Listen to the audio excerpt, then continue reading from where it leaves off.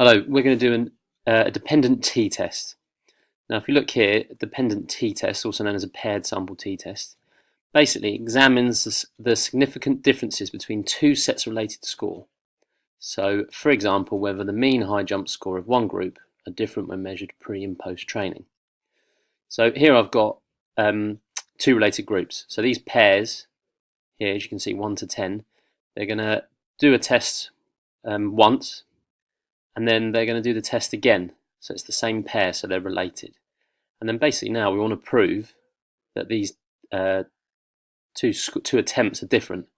So we need to see whether something is significantly different. So we're going to do a dependent t-test.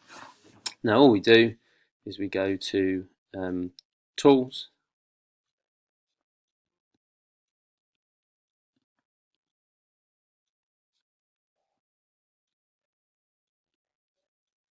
Data Analysis, and here we've got Paired t-test, Paired two sample t-test. So here, we click OK, and then we click on this and we make sure that we've got the right data. So this is our data.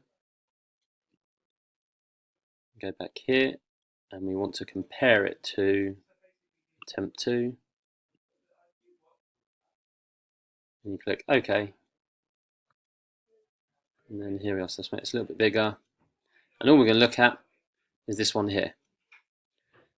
So this is the defining factor. It is significantly different if it is smaller or equal to this number here, and it is.